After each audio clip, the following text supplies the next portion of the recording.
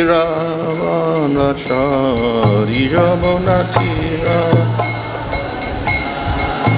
Jaya Radha Madhava Kunja Vihari Jaya Radha Madhava Kunja Vihari Hare Krishna Hare Krishna Krishna Krishna Hare Hare Hare Rama Rama Rama Hare Hare Hare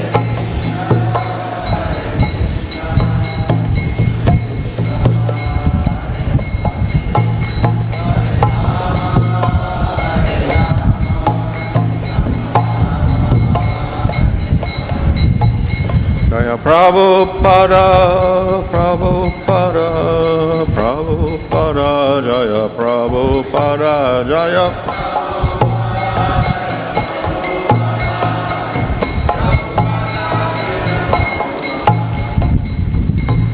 Jaya Śrīmad-Bhāgavatam, Sabhavrajika Charya Sadasi Sviti Bhaktivedanta Swami Srila Prabhupada Ki Jai. Go Premanandi Hare. Om Namo Bhagavate Vasudevaya. Om Namo Bhagavate Vasudevaya. Om Namo Bhagavate Vasudevaya. Namo Om Vishnu Padaya Krishna Vishtaya Bhutale Śrīmate Bhaktivedanta Swami Niti Namane Namaste Saraswata Deva Gauravani Pracharane Nirvishesha Shunyavadi Paschaptadesha Tarane Śrī Kṛṣṇa Chaitanya Prabhu Nityananda Sri Advaita Gadadhara Shivasati Gaura Bhakta Vrinda Hare Krishna Krishna Krishna Hare Hare Hare Rama Rama Rama Hare Hare. Reading from Śrīmad-Bhāgavatam, Canto 1, Chapter 15, Verse 34. Yayāharad bhāraṁ tam tanum vijahāv kaṇṭakeneva dvayaṁ cāpīśituḥ samam.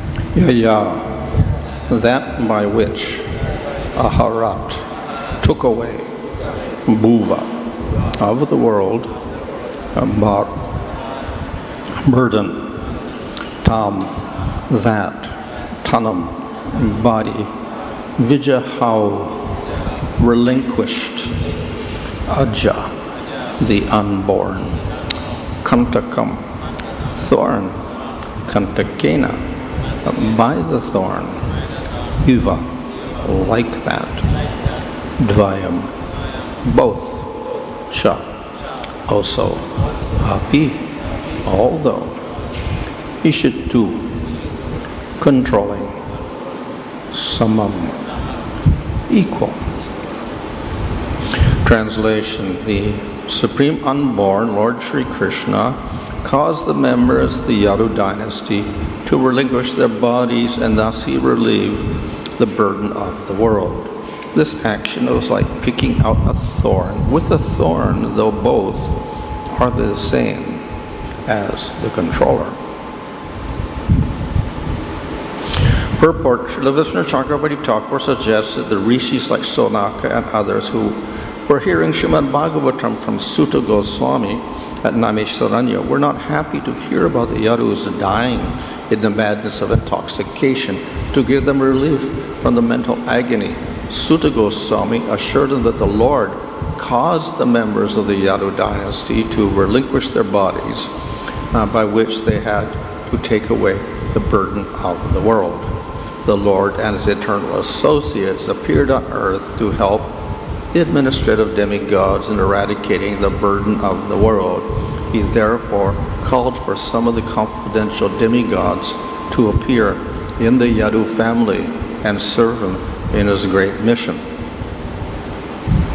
After the mission was fulfilled, the demigods, by the will of the Lord, relinquished their corporeal bodies by fighting amongst themselves in the madness of intoxication. The demigods are accustomed to drinking the soma-rasa beverage, and therefore the drinking of wine and intoxication is not unknown to them. Sometimes they were put into trouble for indulging in intoxication.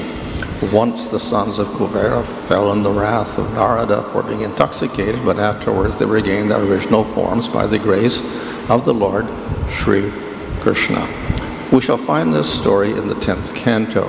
For the Supreme Lord, both the Asuras and demigods are equal, but demigods are obedient to the Lord, whereas the Asuras are not. Therefore, the example of picking out a thorn by another thorn is quite befitting. One thorn, which causes pinpricks on the leg of the Lord, is certainly disturbing to the Lord, and the other thorn, which takes out the disturbing elements, certainly gives service to the Lord. So although every living being is a part and parcel of the Lord, still one who is a pinprick to the Lord is called the Asura, and one who was a voluntary servant of the Lord is called Devata, or demigod. In the material world, the Devatas and Asuras are always contending, and the Devatas are always saved from the hands of the Asuras by the Lord. Both of them are under the control of the Lord. The world is full of two kinds of living beings, and the Lord's mission is always to protect the Devatas and destroy the Asuras whenever there is a need in the world, and to do good to both of them.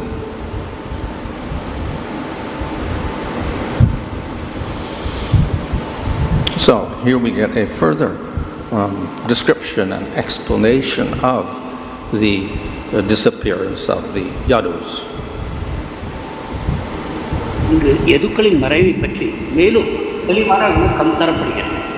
As Srila Prabhupada mentions in the purport, even the sages gathered at Naimisharanya were rather disturbed by this way of disappearing of the Yadus. பிரபுபாதர் பொய்ப்புரையில் கூறுகிறார், நைமிஷாரண்யத்தில் இருந்த ரிஷிகள் கூட யதுக்கள் மறைந்து போன விதத்தை பற்றி மனத்தில் துக்கமடைந்தார்கள் என்று. So, therefore, this explanation is given. It talks about the burden of the earth. இங்கு பூமியின் பாரம் எவ்வாறு குறைக்கப்பட்டது என்னும் விதத்தில் விளக்கம் தரப்படுகிறது. So, of course, Krsna comes to relieve the burden of the earth. பகவான் பூமியின் பாரத்தை குறைப்பதற்காகத்தான் தோன்றுகிறார். What is that burden or weight? That is all of the demonic elements, all the sinful elements. பாரம் என்று கூறப்படுவது அதர்மமான பாவத்கரமான மக்களை குறிக்கும். So earth was complaining about all the sinful activities, so that became a burden for the earth. பூமி தேவி இந்த பற்பல பாவச்செயல்களை பற்றி குறை கூறினார். இது பூமிக்கு பாரமாகிறது என்று வருத்தமடைந்தார். So if a person carries a burden, after a while one gets very tired from that weight. ஒரு சுமையை தாங்கிக் கொண்டிருப்பவர் சிறிது காலத்திற்கு பிறகு அந்த சுமையினால் சோர்வடைகிறார். Similarly, the earth became very fatigued and tired because of all of these sinful activities. அதே போல பூமி தேவியும் இந்த பாவச் செயல்களின் காரணமாக மிகுந்த சோர்வையும் களைப்பையும் அடைந்தார். So when the weight gets too heavy, then the Lord interferes and relieves the earth of the burden. பாரம் தாங்க முடியாத அளவிற்கு போகும்பொழுது பகவான் தோன்றி அந்த பாரங்களை குறைக்கிறார். This is a general principle of the Supreme Lord. Whenever there is too much sinful activities in the world, the Lord will appear and correct the situation. இது பரமபுருஷ பகவானை பற்றிய ஒரு பொதுவான கோட்பாடு. பூமியின் பாரம் அதிகமாக போகும்பொழுதெல்லாம் பகவான் தோன்றி அந்த பாரத்தை குறைத்து அருள்கிறார். So in this way, the Lord makes an appearance, but then the Lord has to disappear. இந்த விதத்தில் பகவான் தோன்றுகிறார், ஆனால் அவர் மறையவும் வேண்டும். So the Lord disappears when his job is finished. எனவே தான் வந்த வேலை முடிந்த பிறகு பகவான் மறைந்து போகிறார். And we see here that in the case of Krsṇa, he was shot by the arrow of a hunter and then he disappeared that way. இங்கு பார்க்கிறோம், கிருஷ்ணர் ஒரு வேடனின் அம்பினால் துளைக்கப்படுகிறார், அதன் பிறகு மரணம் அடைகிறார். So as well as the Supreme Lord, we have the followers of the Supreme Lord, the Yadus. They assist the Lord, but after the Lord has finished his job, they must also disappear. பகவானை போலவே அவருடைய சகாக்களும் இருக்கிறார்கள். அவருடைய சேவைக்காக வந்தவர்கள், அவர்களும் கூட எவ்வாறு பகவான் மறைந்து போனாரோ அதே போல அவர்களுடைய சேவைகள் முடிந்த பிறகு பூமியை விட்டு அவர்களும் மறைய வேண்டும். So the Lord's appearance and disappearance and the Yadus' appearance and disappearance are not under the laws of karma. எனவே பகவானுடைய தோற்றம் மறைவு மற்றும் யதுக்களின் தோற்றம் மறைவு இது பௌதிக சட்டத்தின் கீழ் இல்லை. This is under the Lord's arrangement. இது முழுவதும் பகவானுடைய சொந்த ஏற்பாடு ஆகும். So of course people in the material world, they look at this incident and they will think Yadus and Krsṇa are under the laws of karma. ஆனால் ஜட உலக மக்கள் இந்த லீலையை பார்க்கும் பொழுது யதுக்களும் கிருஷ்ணரும் பௌதிக சட்டத்தின் கீழ்ப்படிந்துதான் இருக்கிறார்கள் என்று. But the whole purpose of Bhāgavatam is to show that Krsṇa is not a human being. He's beyond the laws of karma. ஆனால் பாகவதத்தின் உண்மையான நோக்கம் கிருஷ்ணர் ஒரு சாதாரண பௌதிக மனிதர் அல்ல, அவர் பௌதிக சட்டங்களுக்கு அப்பாற்பட்டவர் என்பதாகும். For instance, we have in a Bhāgavatam a description of Krsṇa living in Dwarka. உதாரணமாக பாகவதத்தில் துவாரகையில் கிருஷ்ணர் வாழ்ந்த விதம் வர்ணிக்கப்படுகிறது. And this place was more astonishing than the heavenly planets. Dwarka சொர்க்கலோகங்களை விட ஆச்சரியகரமாக இருந்தது. There were thousands and thousands of palaces. ஆயிரக்கணக்கான அரண்மனைகள் இருந்தன. There were 16,108 queens. 16,108 ராணிகள் இருந்தனர். And the wealth surpassed heavenly planets. அங்கு இருந்த சொத்து சுகம் சொர்க்கலோகங்களை விட மிக அதிகமாக இருந்தது. In fact, it was invincible. No one could enter that place without the Lord's permission. உண்மையில் துவாரகையை வெல்ல முடியாததாக இருந்தது. அங்கு பகவானுடைய அனுமதி இல்லாமல் ஒருவரும் நுழைய முடியாது. Yet we see in the Bhagavatam explained that the whole city fell into the ocean. The ocean devoured it. And all these people, they all died.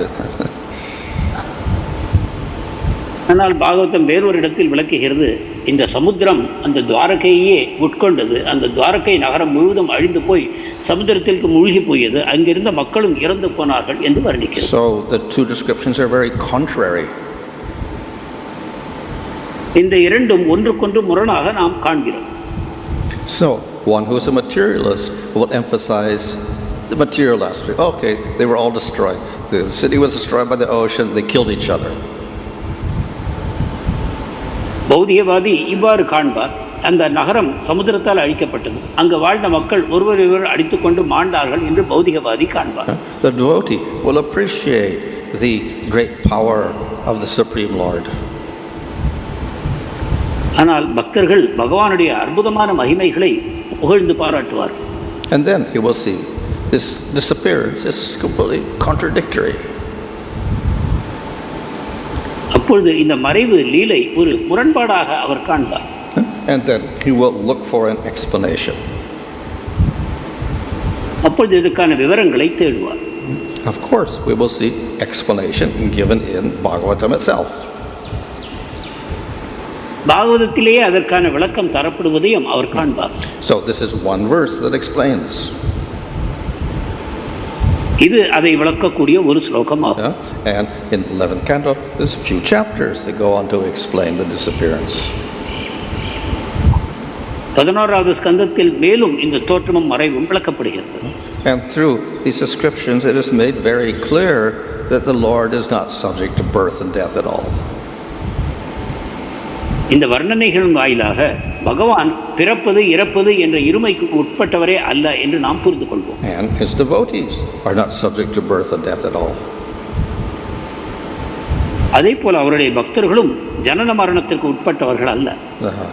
So therefore the devotee will find the actual truth behind all these descriptions.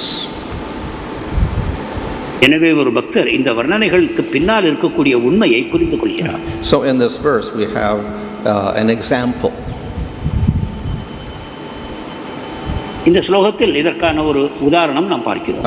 So relieving the earth of its burden is compared to pulling out a thorn but with another thorn. பூமியின் பாரத்தை குறைப்பது ஒரு முள்ளை எடுப்பதற்கு ஒப்பிடப்படுகிறது, அது மற்றொரு முள்ளினால் எடுக்கப்படுகிறது. So if you have a thorn in your leg, then it gives pain and you want to take it out. காலில் முள் குத்தி விட்டது என்றால் வலிக்கிறது, அதை நீங்கள் எடுக்க விரும்புகிறீர்கள். But sometimes it may break off so you can't even pull it out. சில சமயம் அந்த முள் காலுக்குள் உடைந்து போகிறது, அதை கையால் இழுக்க முடியாமல் போகிறது. So you need another sharp instrument like a thorn to dig in there and pull out that other thorn. அப்பொழுது முள்ளை போன்ற ஒரு கூர்மையான சாதனம் உங்களுக்கு தேவைப்படுகிறது. அதன் துணையை கொண்டு உள்ளே இருக்கக்கூடிய முள்ளின் பகுதியை நீங்கள் வெளியில் எடுத்து எறிகிறீர்கள். So it looks a little bit contradictory, a thorn pulling out a thorn. ஒரு விதத்தில் இதை முரண்பாடாக காண முடியும். ஒரு முள்ளை கொண்டு மற்றொரு முள் நீக்கப்படுகிறது. So they are similar to each other. இரண்டும் ஒன்றுக்கொன்று ஒப்பாக அமைகின்றன. So we have demons creating a problem for the earth. They are the thorn. அசுரர்கள் பூமிக்கு தொந்தரவு தருகிறார்கள், அவர்களை ஒரு முள்ளுக்கு ஒப்பிடுகிறோம். Not only the earth is afflicted, the devatas get afflicted. பூமி மட்டுமல்ல, தேவதைகளும் துன்பமடைகிறார்கள்.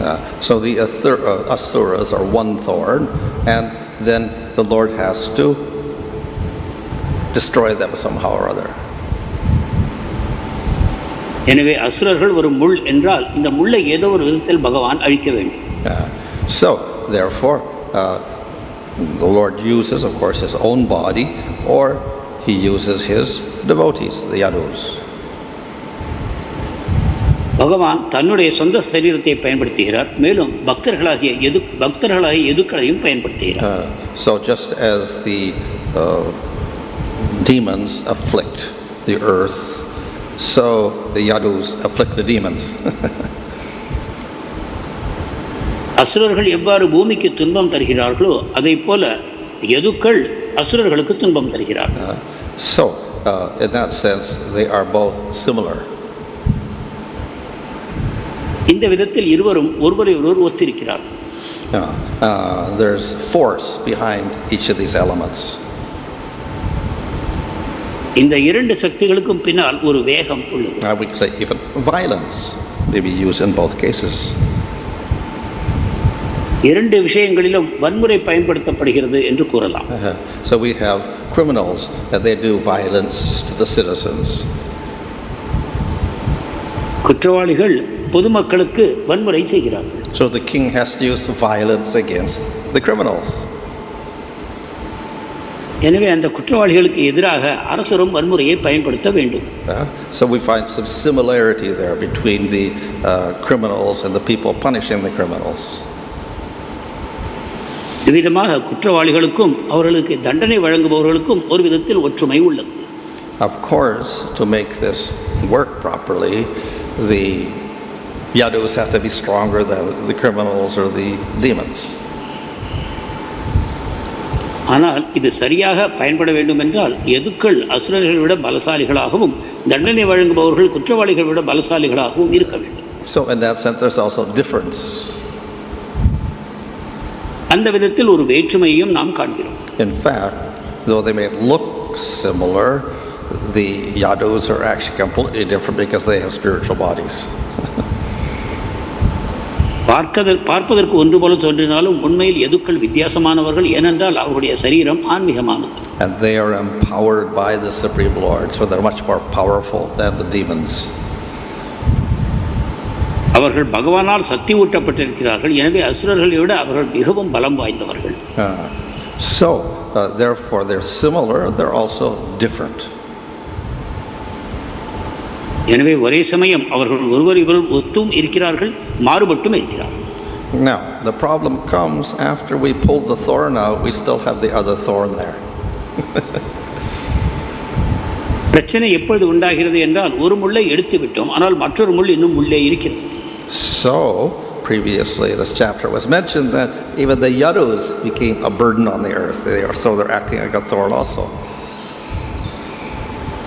இதற்கு முன்பு இவ்வாறு விளக்கப்பட்டது, யதுக்களும் பூமிக்கு ஒரு வகையில் பாரமாகி போனார்கள், அந்த வகையில் அவர்களும் ஒரு முள்ளானார்கள். So this is of course not actual. இது உண்மை அல்ல. But it illustrates the fact that if the Yadus are there and all the demons are killed, then the Yadus are very powerful. ஆனால் யதுக்கள் தொடர்ந்து இருப்பார்களானால் அசுரர்கள் அனைவரும் அழிக்கவும் பட்டுவிட்டார்கள் என்றால் யதுக்கள் மிக பலசாலிகளாக இருப்பார்கள் என்று நாம் புரிந்துகொள்ளலாம். அவர்களை யாரும் தோற்கடிக்க முடியாது. If they chose, then they could destroy the whole earth. So they would be like demons also. பூமியையே அழிக்க முடியும். எனவே அவர்களும் ஒரு வகையில் முள்ளானார். But of course we know that this is the normal world. This is what happens.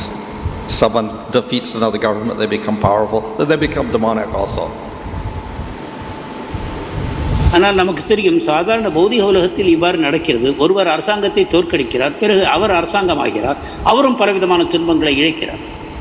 However, we know that the devotees are eternal associates of the Lord, so they never become a burden on the earth, factually speaking.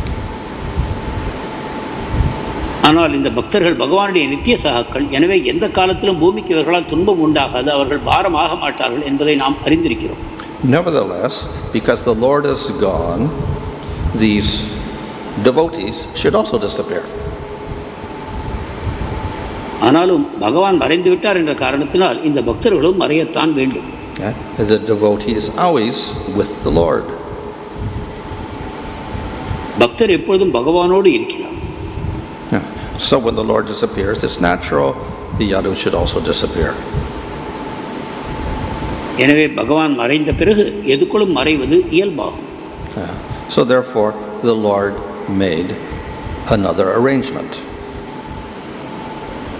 எனவே பகவான் வேறொரு ஏற்பாட்டை செய்தார். So nobody can kill the Yadus. ஒருவரும் யதுக்களை அழிக்க முடியாது. So the Yadus are also like thorns.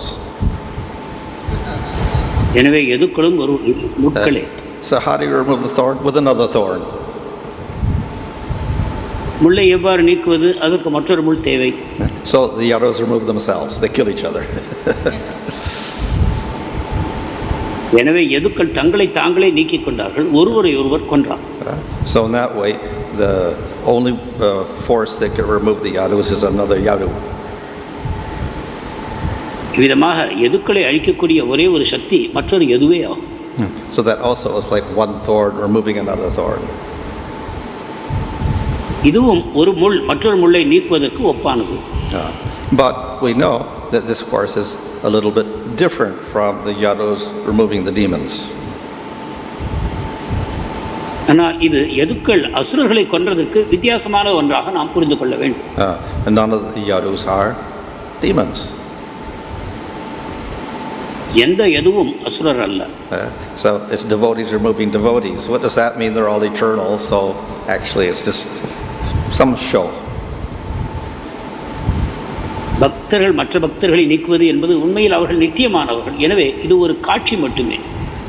So the Prabhupada explains that actually along with the Yadus, the Devatas also appeared among the Yadus. பொழிப்பையில் பிரபுபாதர் கூறுகிறார், யதுக்கள் தோன்றிய பொழுது யதுக்களுடன் கூட தேவதைகளும் தோன்றினார்கள் என்று. After the disappearance of the Lord and the relieving of the burden of the earth, then the Lord disappeared, and the Devatas should also return to their abodes in Svargaloka.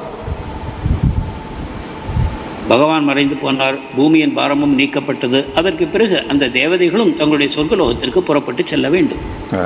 So this method of the Yadus fighting with each other was a way in which the Devatas could return to Svargaloka. யதுக்கள் ஒருவரோடு ஒருவர் சண்டையிட்டு மாண்டு போவது அவர்கள் சொர்க்கலோகத்தில் திரும்பி போவதற்கான மற்றொரு வழியாகும். So in any case, this whole pastime is a show. எப்படியாயினும் இந்த லீலை முற்றுமாக ஒரு காட்சியே ஆகும். It's a clever arrangement of the Lord to end his pastimes on earth. தன்னுடைய லீலைகளை பூமியில் முடித்துக் கொள்வதற்கு பகவானுடைய ஒரு திறமையான ஏற்பாடு என்று நாம் கூறலாம். Of course, we can ask the question, why this complicated way of doing things? ஆனால் ஏன் இந்த குழப்பமூட்டக்கூடிய விதத்தில் பகவான் செய்ய வேண்டும் என்று ஒரு கேள்வி எழலாம். Ramchandra didn't make such an arrangement. ராமச்சந்திரர் இத்தகைய ஏற்பாட்டை செய்யவில்லை. He simply went to the spiritual world and he took everybody with him. Finished. அவர் ஆன்மீக உலகத்துக்கு சென்றார், கூடவே அனைவரையும் அழைத்து சென்றார், அவ்வளவுதான். So the Lord is free to make any arrangement. எனவே பகவான் எந்த ஏற்பாட்டையும் செய்வதற்கு சுதந்திரமானவர். And if he chooses as Krsṇa to act in this way, we should never criticize Krsṇa, say, therefore he's material. கிருஷ்ணர் தோன்றும் பொழுது இந்த வழிமுறையை அவர் தேர்ந்தெடுப்பாரானால் அவரை நாம் குறை கூறக்கூடாது, அவர் பௌதிகமானவர் என்று தீர்மானம் செய்யக்கூடாது. He could have acted similar to Ramchandra and his disappearance. அவரும் ராமச்சந்திரரை போலவே மறைவதற்கு அந்த வழியை தேர்ந்தெடுத்திருக்கலாம். But he also had another purpose in disappearing in this way. ஆனால் இந்த வழியில் மறைந்து போவதற்கு அவருக்கு மற்றொரு காரணமும் இருந்தது. And that purpose is to hide his spiritual potency from the demons. அந்த காரணமாவது அசுரர்களிடமிருந்து தன்னுடைய தெய்வீக தன்மையை மறைத்துக் கொள்வதாகும். So this would allow the materialists and the demons to think of Krsṇa as an ordinary person. இந்த வகையில் பௌதிகவாதிகளும் அசுரர்களும் பகவானை சாதாரண மனிதர் என்று தீர்மானிக்க முடியும். And that is how materialists who read Bhāgavatam will take Krsṇa. இவ்விதமாகத்தான் பௌதிகவாதிகள் பாகவதத்தை படிக்கும்பொழுது கிருஷ்ணரை பற்றிய தீர்மானத்திற்கு வருவார்கள். So in this way, Bhāgavatam is like Mohini. இந்த விதத்தில் Bhagavatam மோகினிக்கு ஒப்பாகும். It hides the spiritual essence from the materialists. ஆன்மீக சாரத்தை பௌதிகவாதிகளிடமிருந்து அது மறைக்கிறது. At the same time, those who are serious about spiritual life can find the actual meaning. அதே சமயம் ஆன்மீக வாழ்க்கையில் உண்மையான ஆர்வம் இருப்பவர்கள் இதன் உண்மையான பொருளை அறிந்து கொள்ளலாம். So that meaning is not difficult to find, as we see in this verse, as we see in 11th Canto. Whole explanation is directly given.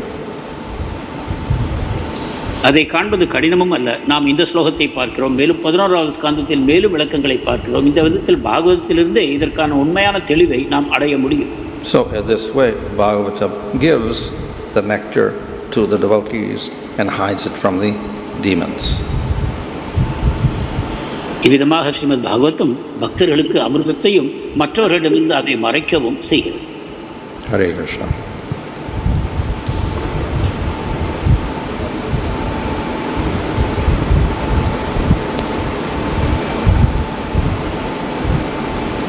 Harivam Maharaj, like other avatars, like Lord Ramachandra disappeared in the Sarayu river, Chaitanya Mahaprabhu disappeared in Jagannath Mandir. Though Krishna appearance is very special, not taken birth as a normal human being, though he executed superhuman powers in Vrindavan Dham, time of disappearance, why he disappeared like a normal human being, like he got shot by the hunter? Why disappear? Why? Yeah. Well, he didn't have to, so I'm saying he did this so that materialists can think, oh, he's a normal human being who gets shot by an arrow and dies. That's all. To fool them. Because already Bhagavad Krishna says, who derived me when I came into the human form. So is it disappear also, is adding to the more people be a non-believer that Krishna is the Supreme Lord? Yeah, so Krishna is difficult to understand, but he's understandable by those who are serious in devotional service. கிருஷ்ணர் ஏன் சாதாரண மனிதரைப் போல மறைந்து போனார்? அவர் இவ்வாறு மறைந்து போனதனால் மேலும் மக்கள் அவரை சாதாரண மனிதராக கருதுவார்கள் அல்லவா என்பது கேள்வி. மகாராஜர் கூறிய விடை உண்மைதான். அதுவும் பகவானுடைய நோக்கம்தான். தன்னை பௌதிகவாதிகளும் அசுரர்களும் சாதாரண மனிதராக கருத வேண்டும் என்பது பகவானுடைய விருப்பம். So, of course, we can ask, why does Krishna have to fool everybody? Or why does Bhāgavatam have to act like Mohini and hide the truth? பகவான் அனைவரையும் ஏன் முட்டாளாக்க வேண்டும்? பாகவதம் ஏன் மோகினியைப் போல நடந்து கொண்டு உண்மையை சில மக்களிடம் மறைக்க வேண்டும் என்ற கேள்வி எழுப்பலாம். So the answer is that the highest spiritual truths often are hidden. இதற்கான விடை மிக உன்னதமான ஆன்மீக உண்மைகள் பொதுவாக மறைக்கத்தான் படுகின்றன. Just like the most precious diamonds are not sold in the regular sabji market. எவ்வாறு மிக விலை உயர்ந்த வைரங்கள் சாதாரண கரிகாய் கடையில் விற்கப்படுவதில்லையோ அதை போல. And only those people who appreciate and are qualified to buy it are going to see the real diamonds. அதை யார் பாராட்டுவார்களோ, யாருக்கு அதை வாங்கக்கூடிய தகுதி இருக்கிறதோ, சக்தி இருக்கிறதோ, அவர்கள் அதை சென்று பாராட்டுவார். So in the Bhagavatam itself, Krishna says the sages prefer to speak indirectly. They don't tell you the truth directly.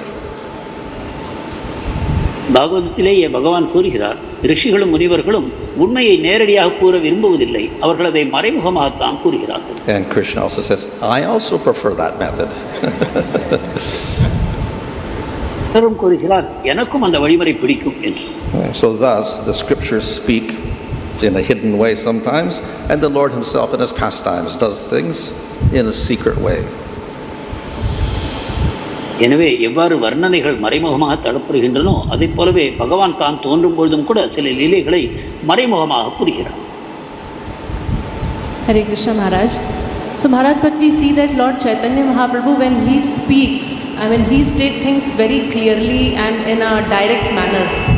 And it is easy for us, the living entities, if the things are spoken directly rather than in this manner. So why, would it not be better if it was directly spoken that this is the way and this is what we are supposed to do? ஆனால் சைத்தன்ய மகாபிரபுவின் லீலையில் நாம் பார்க்கிறோம், அவர் அனைத்தையும் நேரடியாகவே பேசுகிறார். அப்பொழுது சாதாரண உயிர்வாழிகளால் உண்மையை புரிந்து கொள்வது சுலபமாகிறது. என்றால் பகவான் ஏன் அந்த வழிமுறையை தேர்ந்தெடுக்காமல் மறைமுகமாக உண்மைகளை நமக்கு கூறுகிறார்? So one can directly speak, but we do have the aharat, don't preach to the faithless. So therefore, qualified people can get the real truth.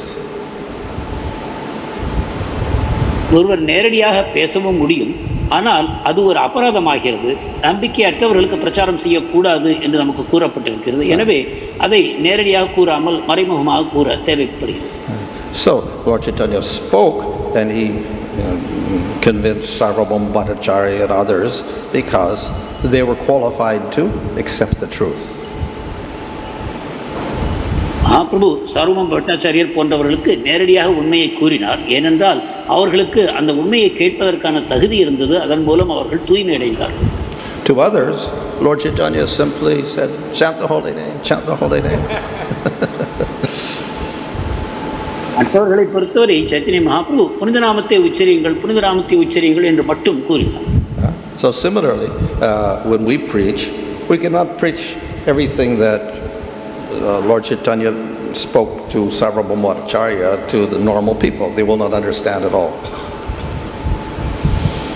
அதே போலவே நாமும் பிரச்சாரம் செய்யும்போது சாதாரண மக்களுக்கு மகாபிரபு சார்வபௌம பட்டாச்சாரியாருக்கு எந்த விதத்தில் உண்மையை பேசினாரோ அந்த விதத்தில் நாம் பேச முடியாது. அவர்கள் ஒன்றையும் புரிந்து கொள்ளவும் மாட்டார்கள். We don't preach to the faithless at all, and to those that have a little faith, we can preach a little bit.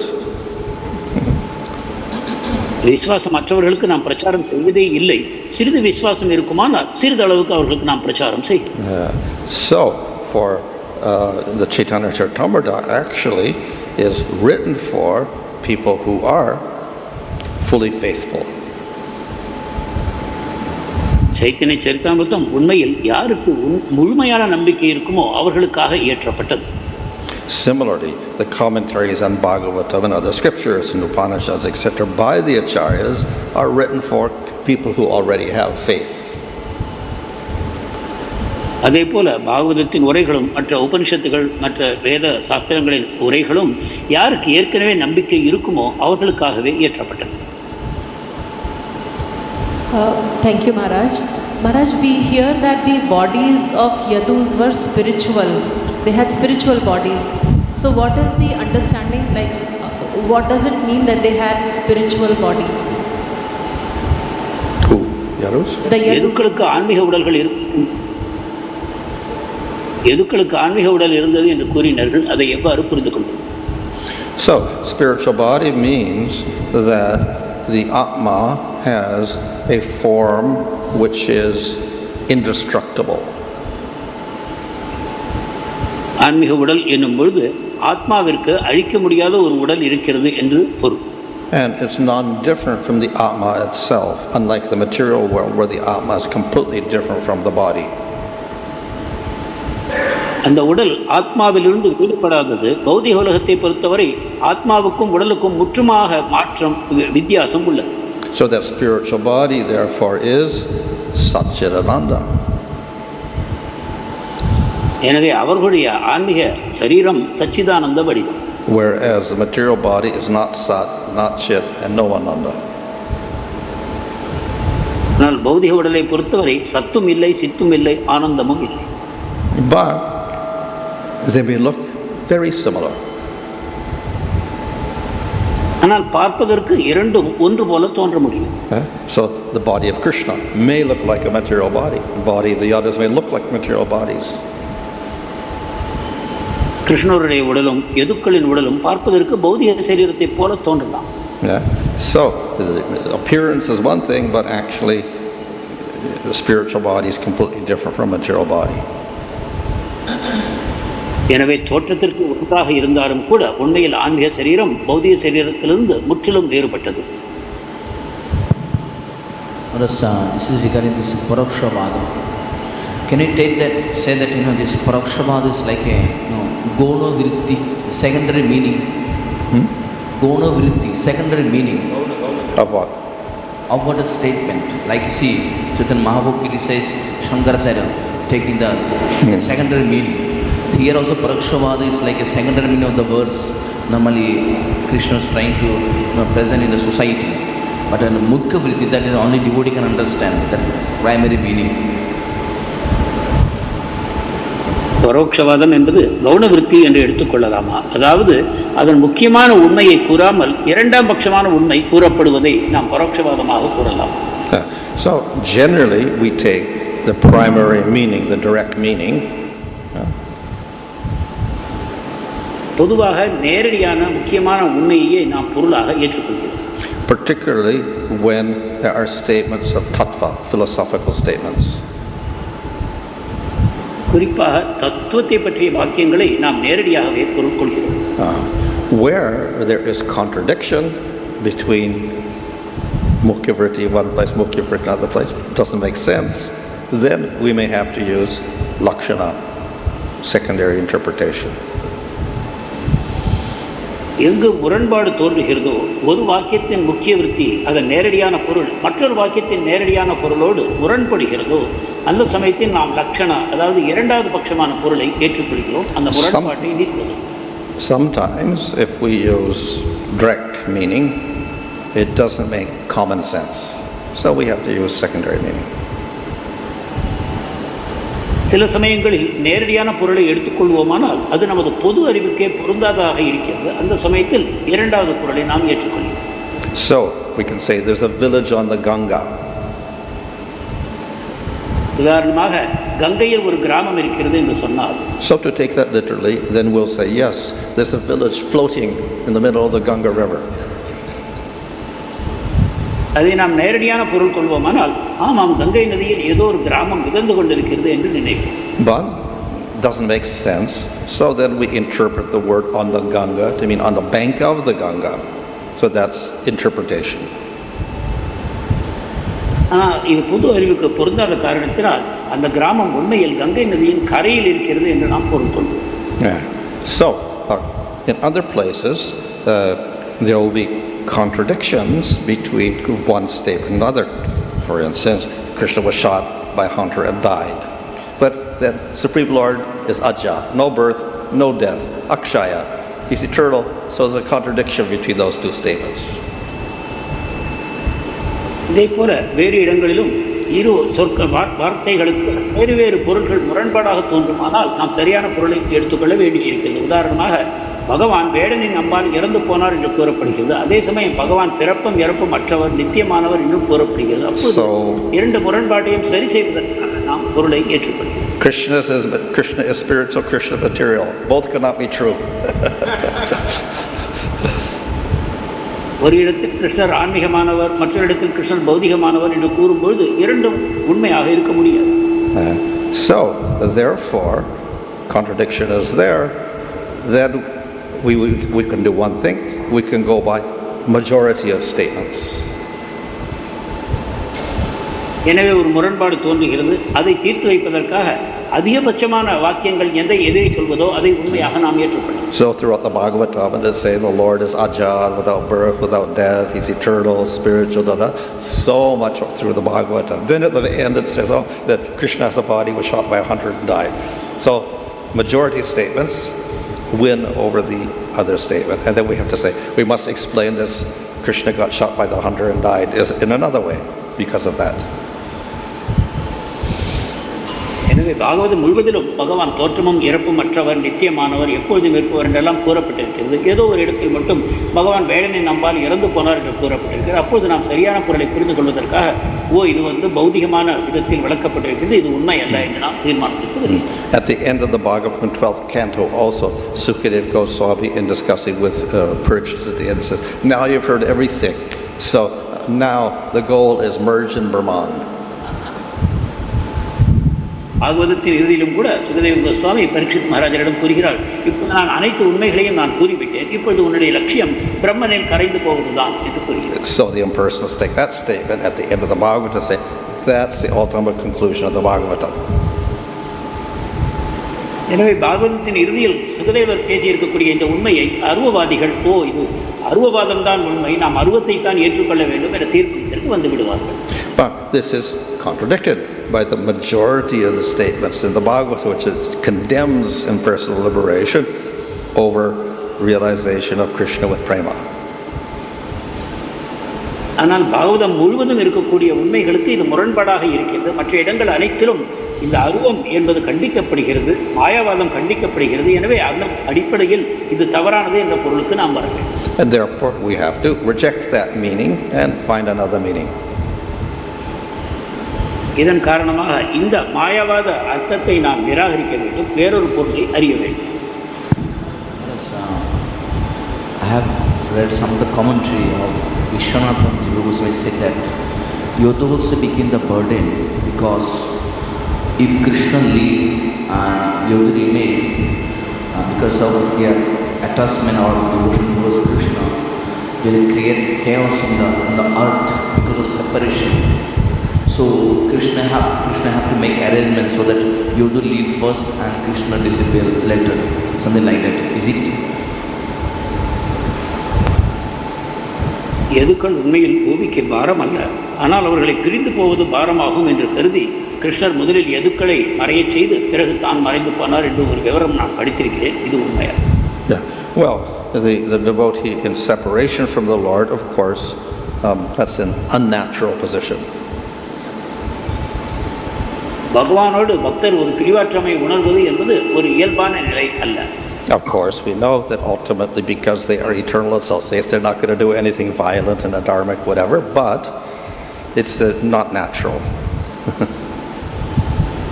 நமக்கு தெரியும், அவர்கள் ஆன்மீகமானவர்கள் எந்த விதத்திலும் பூமியில் அவர்கள் தீமையை இழைக்க மாட்டார்கள் என்பது நமக்கு தெரியும். ஆனால் கிருஷ்ணரோடு பிரிந்து அவர்கள் இருப்பது ஒரு இயல்பான நிலை அல்ல என்று நாம் அறிவோம். So whatever separation is there should resolve into union.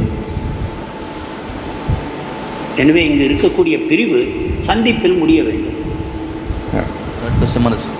Who is this hunter? Some people say he is Vali, some people say he is some of the sages. So who is this hunter? Who is the hunter? Who is the hunter? That short arrow, yeah. Some say he is Vali, some say he is someone else. I don't know.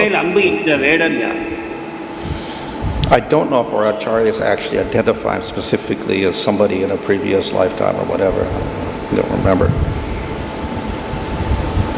ஆச்சாரியர்கள் எந்த இடத்திலும் இந்த வேடனுடைய முந்தைய ஜென்மத்தை பற்றி குறிப்பிட்டதாக எனக்கு தெரியும்.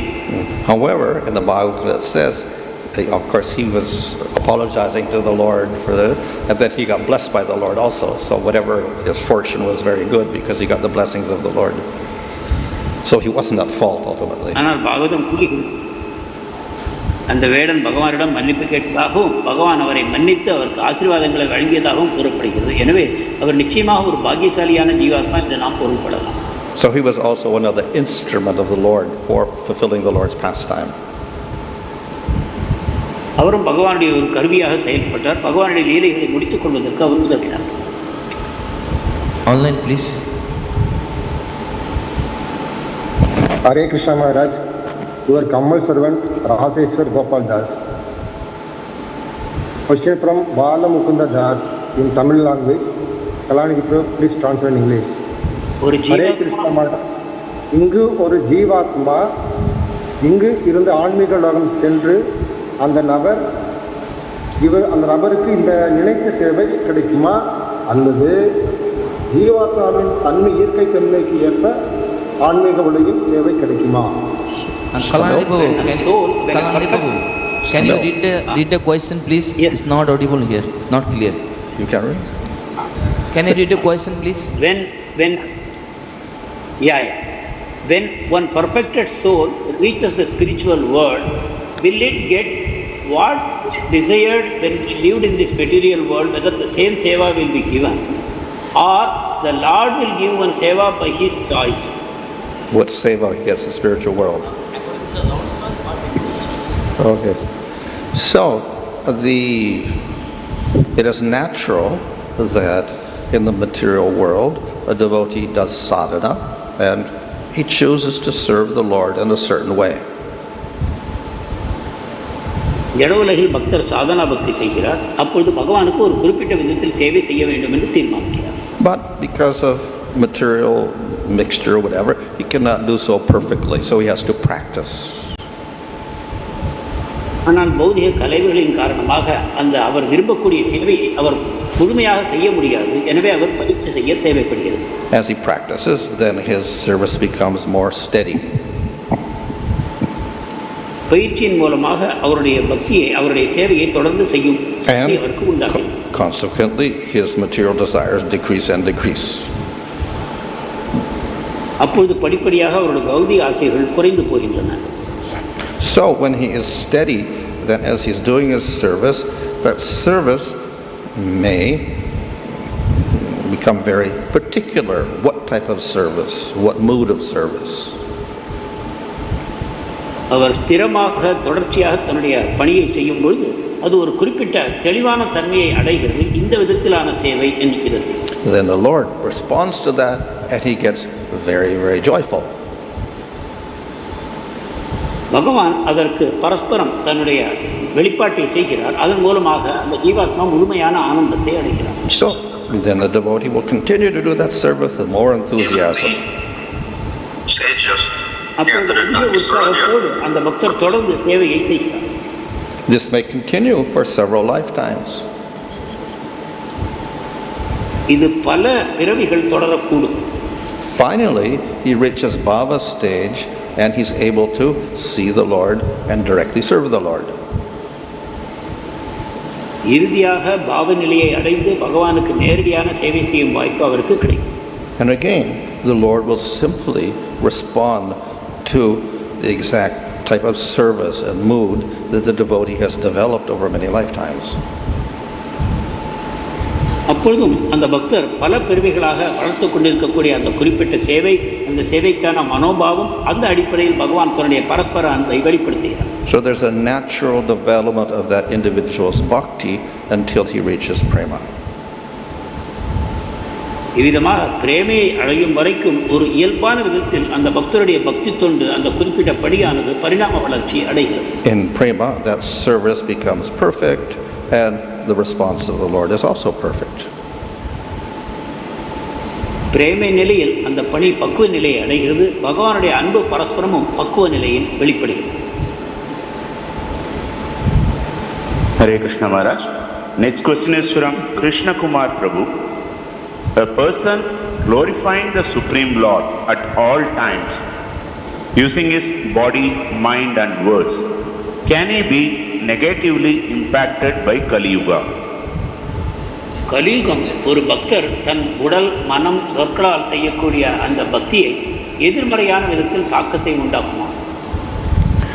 So the Bhagavatam tells us that in Kali Yuga, the foolproof method of counteracting all the faults of Kali Yuga is Nam Sankirtan. கலியுகத்தின் குறைகளிலிருந்து முழுமையாக விடுபடுவதற்கு நேரடியான வழிமுறை நாம சங்கீர்த்தனமே என்று பாகவதம் தெளிவாக It is the strongest method of destroying all obstacles. அதுவே தடங்கல்கள் அனைத்தையும் உடைத்து எறியக்கூடிய மிக சக்தி வாய்ந்த வழிமுறையாகும். Thank you, Maharaj. Next question is from His Grace Kalanidhi Prabhu. Do the perfected souls in spiritual world have individual minds? How it functions? ஆன்மீக உலகத்தில் இருக்கக்கூடிய நித்திய சித்தர்களுக்கு மனம் என்று ஒன்று உண்டா? அது எவ்வாறு செய்யும்? Just as in this material world we have bodies, we have minds, we have intelligence, we have identity, we have senses, we do activities. So in the spiritual world, we have body, we have senses, we have mind, we have intelligence, we have identity, and we do activities. ஜட உலகத்தில் நமக்கு எவ்வாறு ஒரு ஜட உடல், மனம், புலன்கள், புத்தி மற்றும் செயல்பாடுகள் என்று உள்ளனவோ அதே போல ஆன்மீக உலகத்திலும் நமக்கென்று ஒரு தனிப்பட்ட சரீரம், நமக்கான அடையாளம், மனம், புத்தி, புலன்கள் மற்றும் செயல்பாடுகள் என்று உள்ளன. So we see descriptions of the devotees in Vrindavan serving the Lord. எனவே விருந்தாவனத்தில் இருக்கக்கூடிய பக்தர்கள் பகவானுக்கு சேவை செய்வதை பற்றிய வர்ணனைகள் நமக்கு கிடைக்கும். So Mother Yachoda, one of her jobs is she churns the yogurt into milk. தாய் யசோதையின் ஒரு பணி தயிரை கடைந்து வெண்ணெய் எடுப்பது. So every day she gets up, wakes up in the morning, and then she makes a decision. I want to churn the yogurt into milk today because I'll make some nice butter for Krsna. தினசரி காலையில் அவர் எழுந்து இந்த தீர்மானத்தை செய்கிறார். இன்று நான் தயிரை கடைய வேண்டும், வெண்ணெய் எடுக்க வேண்டும், கிருஷ்ணனுக்கு அற்புதமான தித்திப்பு பண்டங்களை செய்ய வேண்டும் என்ற ஒரு முடிவெடுக்கிறார். So she makes a decision using her mind. எனவே தன்னுடைய மனத்தை பயன்படுத்தி தான் இந்த முடிவை செய்கிறார்.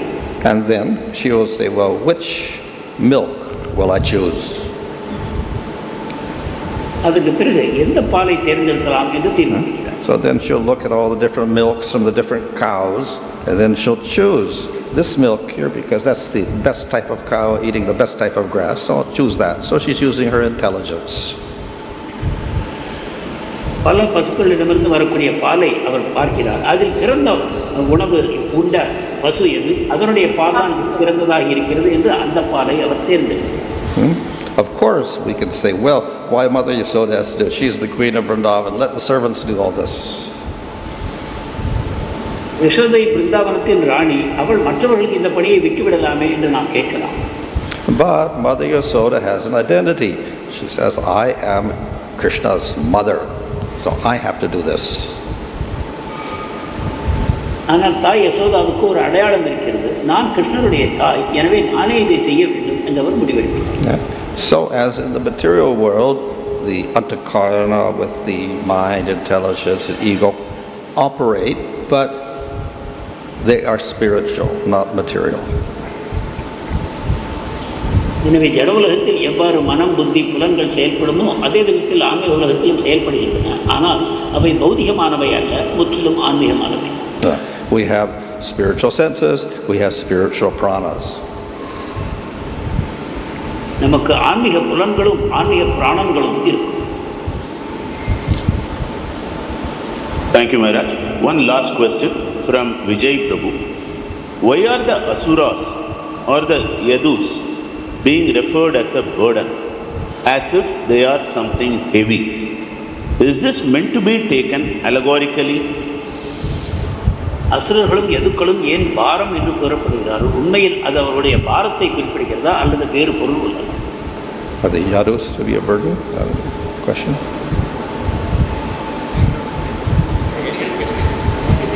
They are being. Repeat question, please. Guru Kripa Prabhu. Maharaj, both the asuras and the Yadus herein are being referred as a burden. Yeah. Is it because as if they are something heavy? Yeah. So definitely the demons are a burden on the earth. They're an obstacle to the earth. They create problems on the earth. அசுரர்கள் பூமிக்கு துன்பங்களை தருகிறார்கள், பிரச்சனைகளை உண்டாக்குகிறார்கள். அந்த விதத்தில் அவர்கள் ஒரு பாரம் தான்.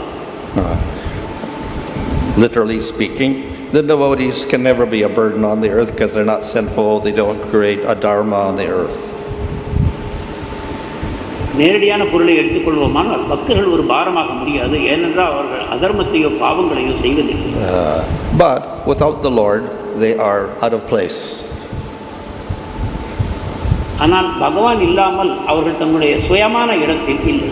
So in that sense, they don't belong in the material world. If the Supreme Lord is there, fine. If the Lord is not there, they should also not be there.